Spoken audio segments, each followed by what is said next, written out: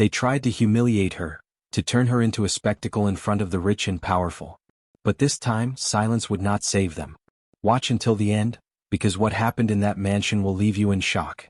The chandeliers in Evelyn Harrington's mansion glimmered like frozen constellations, pouring golden light over the marble floors where guests floated in gowns and tailored suits. Waiters moved like shadows, balancing trays of champagne and hors d'oeuvres, their presence barely acknowledged. At the center of it all, Evelyn stood radiant in emerald silk, her laughter sharp and deliberate, the kind of laughter meant to remind everyone in the room who truly mattered. In the corner, Meya adjusted the silver tray she carried, her dark eyes lowered as she offered flutes of champagne to the circle of polished men and jeweled women. The crisp white of her uniform pressed tightly against her skin, a uniform Evelyn herself insisted on, professional presentation, she had called it. But everyone in that room knew it was less about professionalism and more about control, a constant reminder of where Meya stood in the hierarchy of this household. For 12 years, Meya had worked in Evelyn's mansion alongside her mother, Angela. Angela scrubbed kitchens until her fingers cracked, polished wood until it gleamed, and carried herself with the weary dignity of someone who had learned to survive beneath another woman's roof. Meya grew up beside her in those same halls, polishing floors until her knees ached, ironing silk gowns she would never wear, cooking meals whose aroma filled her stomach while her own fridge at home sat half empty. And for 12 years she had endured Evelyn's sharp remarks disguised as jokes, endured the way Evelyn made her and her mother's existence a backdrop to her wealth. What Evelyn never understood was that Meya carried something within her that the mansion could not smother. She loved music. The battered piano in the church basement had been her sanctuary as a child, its chipped keys teaching her to turn loneliness into melody. Even now, scraps of tunes lived in her mind, hummed quietly under her breath when polishing silver. Music was the one place she felt wholly herself, free from Evelyn's control. Tonight would be no different, except it would. The occasion was one of Evelyn's famed soirees, this time to celebrate the expansion of her husband's business into new international markets. The guest list shimmered with senators, CEOs, and media moguls. Deals worth millions were being whispered over caviar and champagne. For Evelyn, this was her battlefield, her stage. And for Meya and Angela, it was yet another night of invisibility. Until Evelyn decided invisibility wasn't enough. Ladies and gentlemen, Evelyn's voice rose above the laughter, smooth and commanding, I must show you something truly extraordinary tonight. Her eyes locked on Meya across the room, a smile spreading across her painted lips, the kind of smile that made Meya's stomach sink. Evelyn enjoyed these moments, the little stage plays of humiliation that kept the help in their place. Come here, Meya, Evelyn said, her voice dripping with false sweetness. The room quieted. Conversations paused, glasses hovered midair. Meya hesitated, her tray still in hand, unsure if she had heard correctly. Evelyn waved her fingers, impatient. Yes, you. Don't be shy. Our guests should see the kind of talent I've had the pleasure of cultivating in my home. Meya's heart thudded as she placed the tray down and walked toward the center of the room. She could feel the eyes on her, not the warm gaze of recognition, but the cold appraisal of people deciding whether she belonged in their world. This is Meya, Evelyn announced, resting a possessive hand on her shoulder. She's been with me for how many years now? 12? She practically grew up polishing this very floor. The crowd chuckled politely. Meya's chest tightened. She had grown used to Evelyn's comments, but tonight, under the gaze of powerful strangers, each word felt heavier. And did you know, Evelyn continued, her voice rising theatrically, her sister thinks she's going to be some kind of lawyer one day. Imagine that. She laughed, and the room rippled with restrained amusement. She actually helps her mother with contracts she can barely read. Isn't that darling? The laughter grew sharper this time. Meya stood frozen, her face calm but her insides burning. Her daughter, Amira, 17, brilliant, full of ambition, had spent nights studying legal cases at the library, teaching herself the language of power that Evelyn wielded so carelessly. And here was Evelyn, reducing those dreams to a spectacle for her guests. From the back of the room, a man stirred. His presence had been quiet until now, Mr. Charles Whitfield, a billionaire investor known for his ruthless business sense. His suit was dark, his watch subtle, his eyes sharper than most noticed. But what few in that room knew was that Charles's grandfather had been a black sharecropper in the South, a man who worked himself to the bone so that his children could claim a future. Charles carried that history in his blood, even if the circles he moved in rarely acknowledged it. As Evelyn's laughter filled the room, Charles's jaw tightened.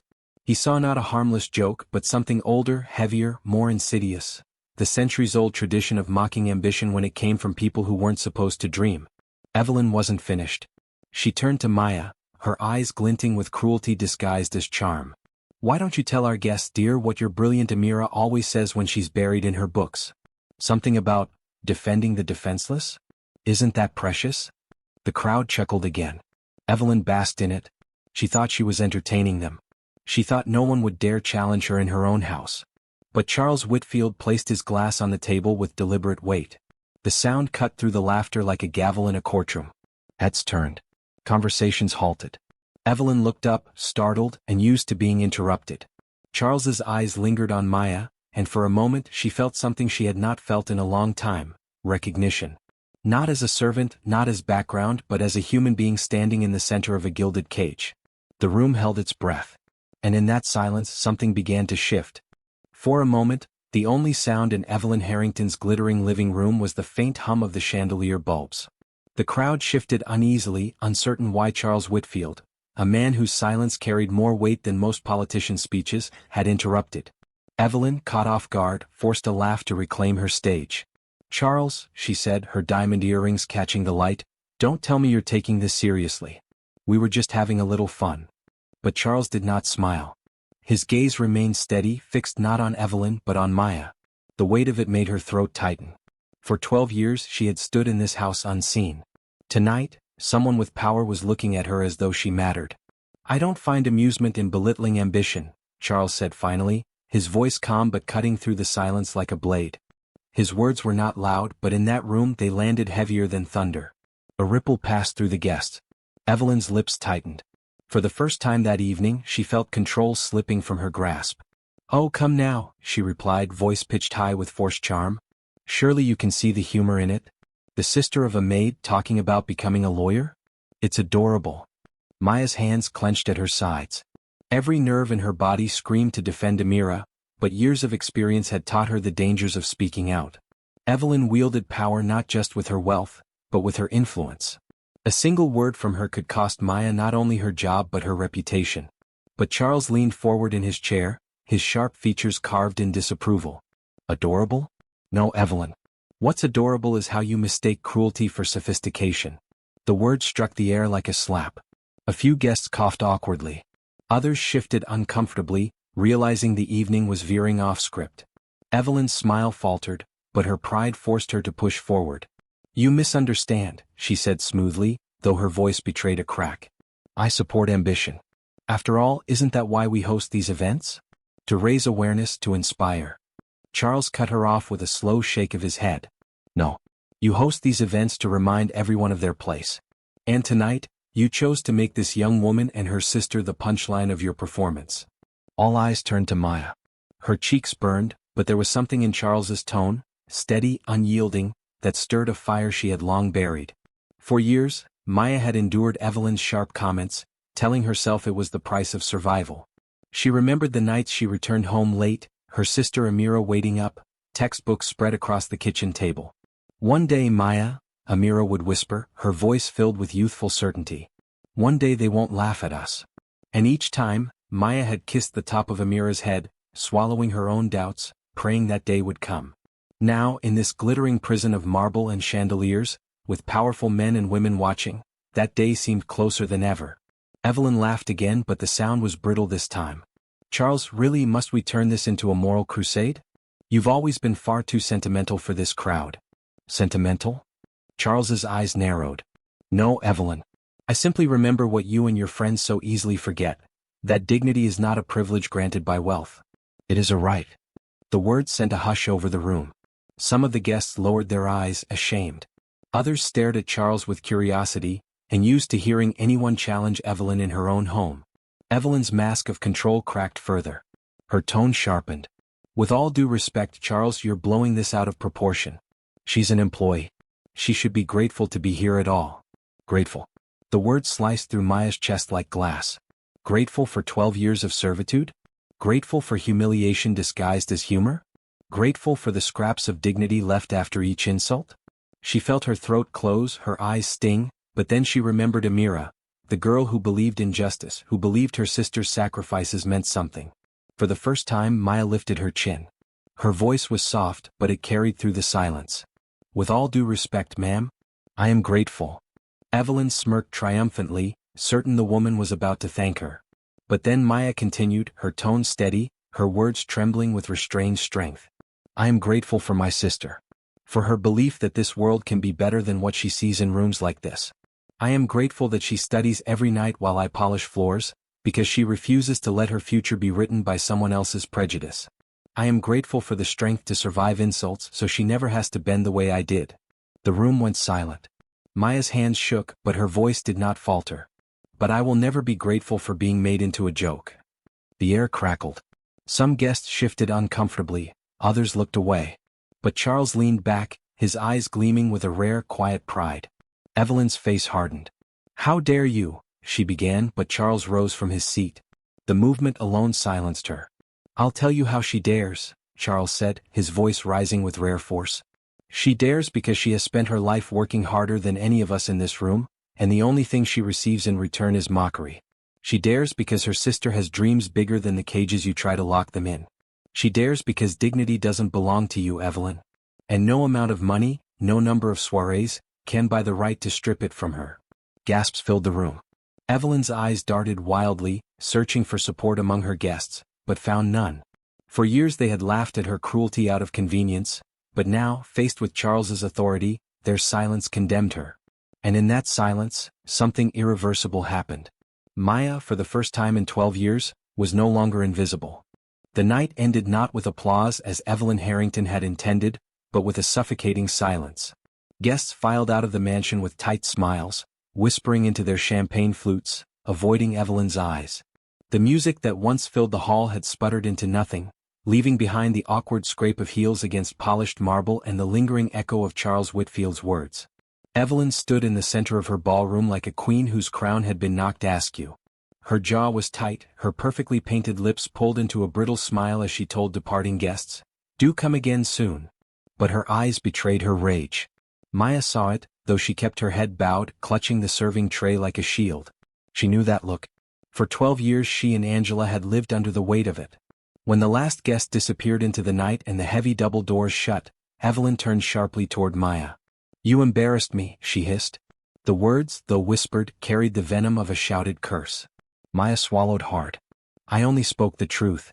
Evelyn's laugh was sharp, bitter. "Truth? The truth is you're nothing without this house, without this job. Don't confuse charity for equality." Her voice trembled with fury now. "You think because Charles Whitfield had a moment of misplaced sympathy, you're suddenly their equal? You'll always be the help. Nothing more." The words burned, but Meya said nothing. She only lowered her gaze, willing her hands not to shake.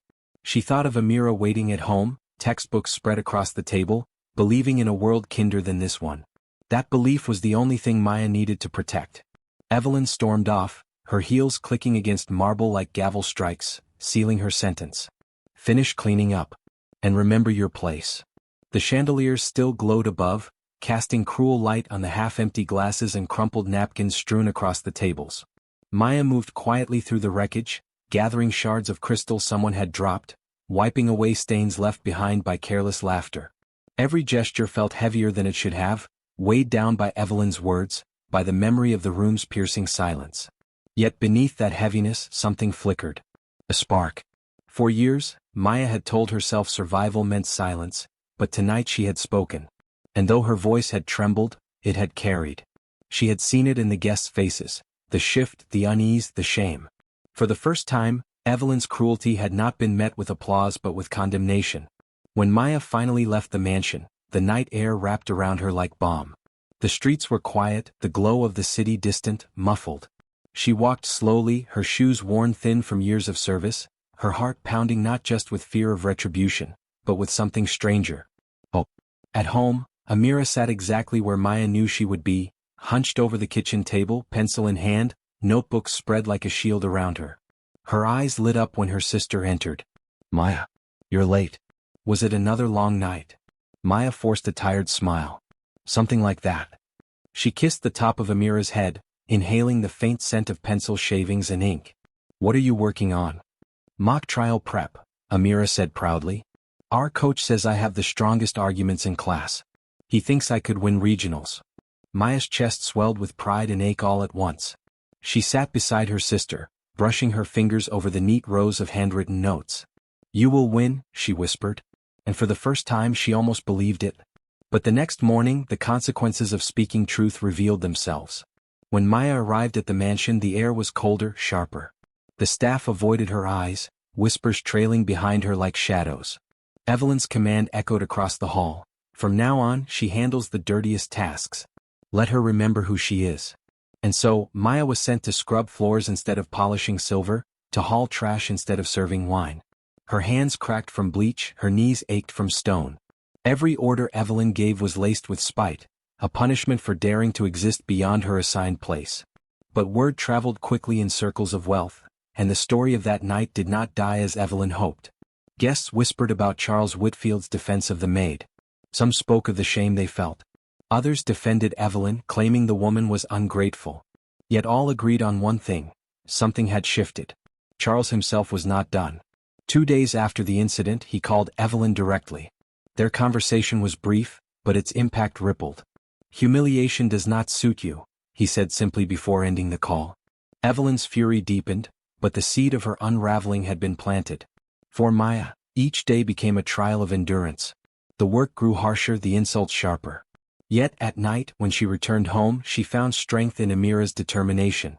The girl recited her arguments aloud, practicing with the conviction of someone who believed justice was not just a word in textbooks but a promise waiting to be fulfilled.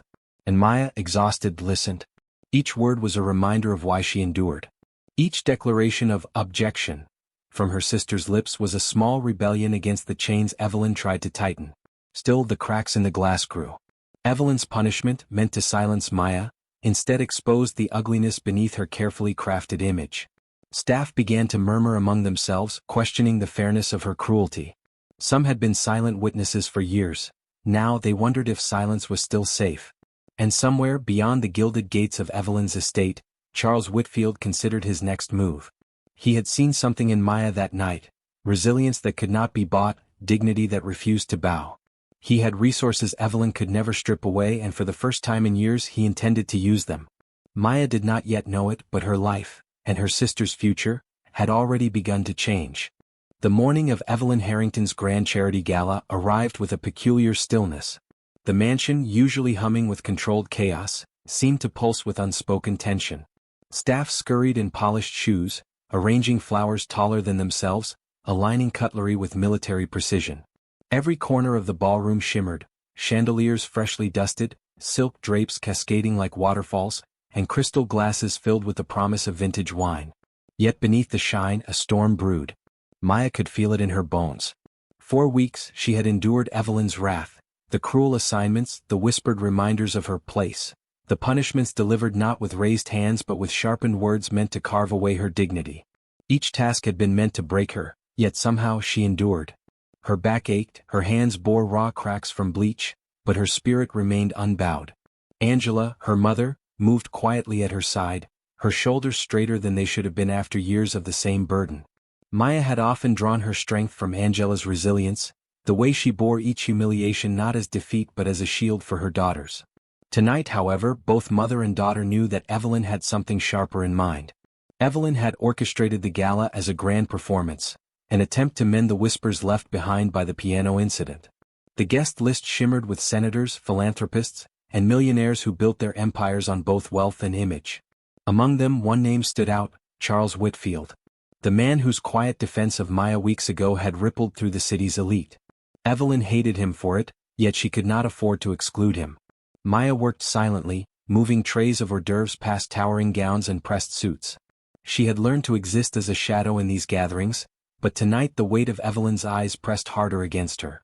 It was as if the woman were waiting, eager for another opportunity to turn her into a spectacle. The evening unfolded with mechanical precision. Speeches about generosity filled the air, music drifted from a quartet tucked into a corner, and champagne flowed as though the Harrington wealth was endless. Evelyn glided from guest to guest, her smile sharp, her laughter rehearsed. She was in her element, every movement calculated, every gesture designed to remind the world of her untouchable status. But power built on cruelty is fragile, and tonight the cracks would finally widen.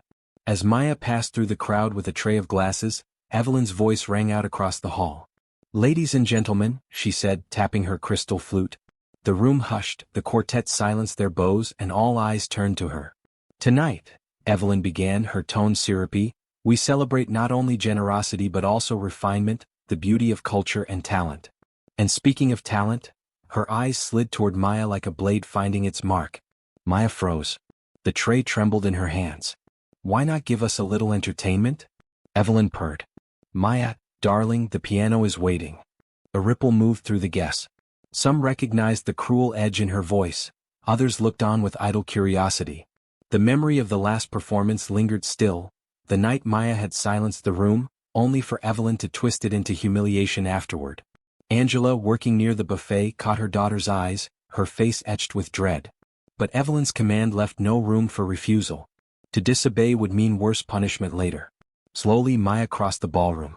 Each step echoed in her ears. She sat at the piano, its surface gleaming like liquid glass under the chandelier light. The keys stretched before her, familiar yet intimidating, waiting to decide her fate. She placed her fingers down. For a moment, silence hung so heavy it seemed the air itself refused to move. Then she began to play. The melody rose, tentative at first, then stronger, richer. It carried across the hall like a river breaking through stone, weaving sorrow and resilience into every note. Conversations stilled, glasses lowered. Even the air felt changed, thick with something unspoken. Meya poured herself into the music, her mother's weary hands, her sister Amira's bright eyes, the endless nights spent swallowing humiliation for survival. Each chord became a prayer, each phrase a testimony. When the final note lingered into silence, the room did not erupt with immediate applause. Instead, there was a stillness, the kind that follows revelation, not entertainment. Then, slowly, hands came together. Tentatively at first, then building, growing, until the room shook with applause. But Evelyn's smile did not waver. She stepped forward, her voice slicing through the noise. "Isn't she delightful?" she said, clapping daintily. "Our very own prodigy. Of course, without this house, without our guidance, where would she be? Just a maid's daughter polishing silver. Let us remember, polish and setting make even the dullest stones shine." The words struck like blows, and murmurs rippled through the crowd. Some laughed awkwardly, unsure whether to agree. Others shifted uncomfortably, recognizing cruelty disguised as wit. And then Charles Whitfield rose from his chair. His presence alone commanded silence. Tall, broad-shouldered, his salt and pepper hair caught the chandelier light. He placed his glass carefully on the table and fixed Evelyn with a gaze that made even her falter. "Enough," he said, his voice firm but steady. The room froze. No one spoke against Evelyn Harrington in her own home. But Charles's tone left no room for debate. He turned slightly, addressing the crowd. "We sit here, sipping champagne, congratulating ourselves on generosity, while watching cruelty dressed as humor. Let's call it what it is." His words rolled through the ballroom like thunder, shaking loose the complacency of silence. Evelyn's smile tightened. "Charles, this is hardly—" He cut her off. "Do you know what I saw tonight? Not a servant girl playing dress-up. I saw a musician. A survivor. A young woman with more dignity in her calloused hands than in all the jewels in this room combined." Gasps scattered across the hall. Meya sat frozen at the piano, her heart pounding so hard she feared the whole room could hear. Charles's eyes softened as they shifted toward her. Talent like that deserves more than mockery. It deserves investment. Opportunity. He turned back to the guests. "And I, for one, intend to provide it." Whispers erupted. Evelyn's face flushed crimson, her mask cracking. "You embarrass yourself," she spat. "No," Charles said evenly, "I'm embarrassed for you." The words landed like a gavel's final strike. The applause that followed was not polite but deliberate, a rebellion against Evelyn's cruelty. Guests clapped not just for Meya's music but for the truth laid bare. Some looked at Evelyn with thinly veiled disgust, others avoided her gaze entirely. By the end of the night, the Harrington image was no longer untouchable. The story of Charles Whitfield's stand, and Evelyn's cruelty, spread quickly beyond the ballroom walls. In elite circles where reputation was currency, Evelyn's stock plummeted. Invitations dwindled. Charities distanced themselves. The empire she built on fear and manipulation began to crumble, not with a crash, but with a steady, humiliating unraveling. For Meya, life changed in quieter but deeper ways. Charles made good on his word. He connected her with music mentors, arranged for her to audition at local conservatories, and even set aside a scholarship fund for Amira to ensure her education was secure. For the first time, Meya could see a path forward that wasn't paved with servitude. Yet what stayed with her most was not the applause or even the opportunities. It was the way silence had broken. In that ballroom, cruelty had been challenged in real time, and for once, the truth had not been buried beneath wealth and power. At home, as she watched Amira practicing her arguments with unshakable confidence, and Angela quietly resting her weary hands at last, Meya allowed herself to believe something she hadn't dared to before, that dignity could survive even the harshest attempts to erase it, and sometimes justice did find its way to the surface. Evelyn Harrington remained in her mansion, surrounded by luxury, but stripped of what she prized most, unquestioned respect. Her name, once spoken with envy, was now whispered with disdain. It was not prison bars that bound her but the far heavier sentence of social exile, her cruelty laid bare for all to see. And Meya, for the first time in her life, no longer carried her head low when she walked past the mansion gates. She carried it high, her sister's hand in hers, her mother's presence beside her, her future no longer borrowed but finally, truly her own. The story of Meya and Evelyn is not just about one night in a glittering ballroom. It is about every moment when cruelty goes unchecked, when silence is chosen over justice, when dignity is bartered for power. But it is also about the quiet resilience of those who endure, and the courage of those who, in a single moment, choose to speak. If this story moved you, if it made you think of injustice in your own world, then share it. Share it so others can feel it too. Like it if you believe dignity is not a privilege but a right. And subscribe for more stories that pull back the curtain on power, injustice, and the quiet resilience that refuses to be erased. Because stories like this are not just tales, they are mirrors. And sometimes, it takes looking in the mirror to finally see the truth.